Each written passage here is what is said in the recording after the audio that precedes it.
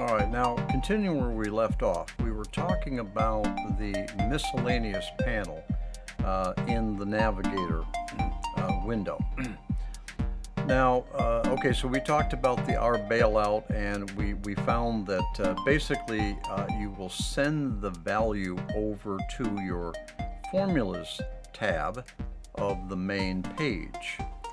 Now, let's just pick another one. Okay, here, let's take DE stop. DE stands for distance estimate stop. It pertains to ray tracing. We're going to talk about that another time. All I want to do here is to show you what happens to this value. If I modify this value, it's currently at 1.5. Let's say that I modify that to 2.5, 2.5, blah, blah, blah. And I sent, oh, here. All right, you notice here in the calculation tab over on main, there's a DE stop of one value in there. Let's send the value. You notice that 2.527, 2.527 went over to the main.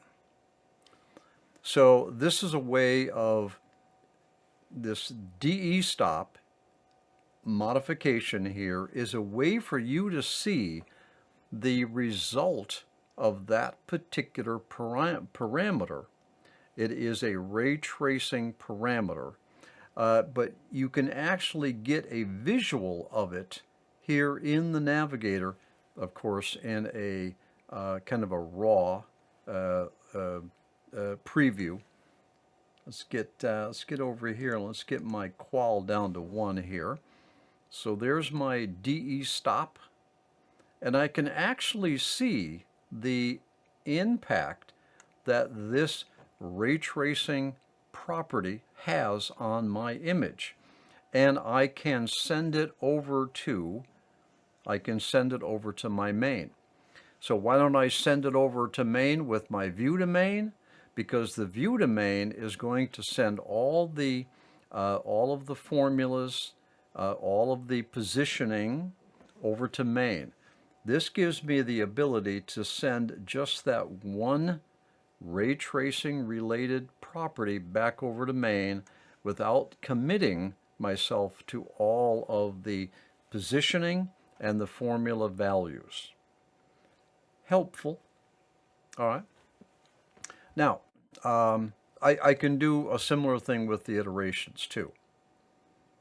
All right, if I change the iterations for a discussion at another point, the iterations are the number of times that a formula will be run. All right, so I can actually modify the maximum iterations.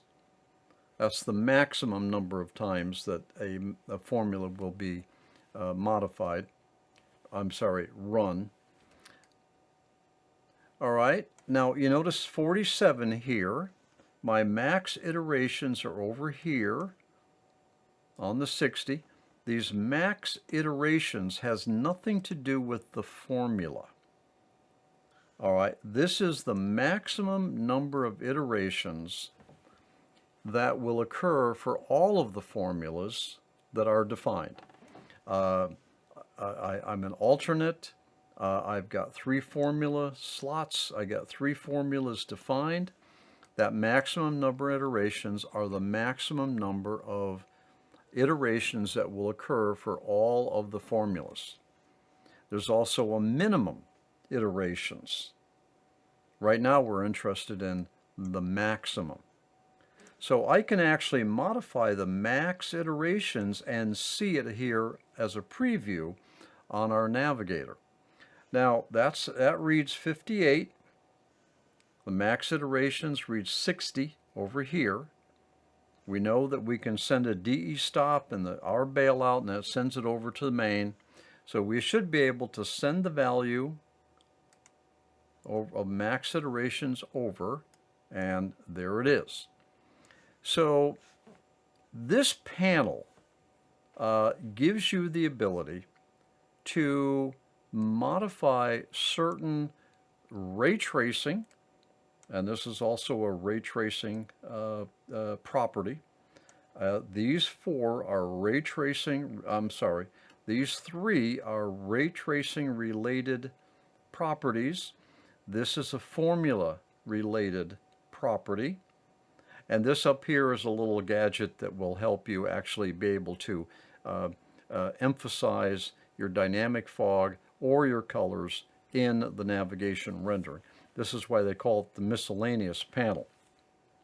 And I can actually modify these things. And then if I get to a point I like those values, I can send them over. There we go, 110 on my iterations. DE stop is, DE stop. Send the value 3.6. Okay, good. Okay. All right. Okay, now there are very specific meanings and purposes behind these three. I promise you that there's going to come a point we're going to be talking about the properties that pertain to ray tracing. They are extremely important to the quality of your Mandelbulb graphic, whether that quality be a still that you're working on or an animation. You know, so over on the main page we have a tab here called calculation. We've got the DE stop here. We've got some other things, some other rather important quality related properties. If I come over here to let's say calculation, yeah, okay, good, okay. And there's some other stuff in here too, where I can actually utilize some properties here that would give me the best possible quality considering the amount of computer power that is required to render these things. I mean, I could make it so that I could render a still here, and it would take an hour to render the still for the maximum possible quality in that still. I don't have any limitations on resolution. I could make this thing 2K or 4K, 3840 on the width. I could make it 100K on the width if I wanted to. Obviously, it will take longer for the computer to render that out. And these ray tracing related properties, I can tweak those up where I can get some really amazing quality for not just my Mandelbulb3D still, but also my keyframes for my animation. But there's going to be a trade-off between quality and rendering time. And the objective that you're going to have is you want to get the maximum quality for the minimum rendering effort, rendering time. Maximum quality, minimum rendering. Typically what you find is that you make a compromise between the two. You get acceptable quality for acceptable rendering time. All right. All right. So this navigator panel here has given us a couple quality related options, as well as a formula related option, and has given us another little tool to help us be able to visualize our Mandelbulb scene or object within this this preview. And so I can sort of use the navigator to not only position, but actually to tweak out the formulas and actually do some quality tweaking as well. All right. All right. So just glancing over this navigator here, I think we're in pretty good shape in terms of having discussed all of the functionality. I think the only thing I haven't touched on, oh, were the Julia values up here and this Annie key down here. So why don't we save that for those discussions for another time. This is going to be animation related, all right, and we'll pick this up at some point, all right, at some other point when it's relative to our animation project and at an appropriate time as well. All right. So I think that's good enough for this session. Why don't we break, get a cup of coffee, take a little bit of breather.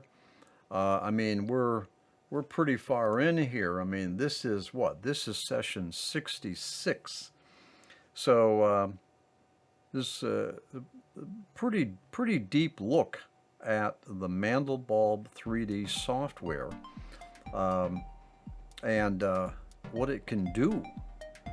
All right. So what I want to do here now with this tutorial series, I want to keep advancing our Mandelbulb animation project, and I feel that we are coming up close to actually getting back to the animation project.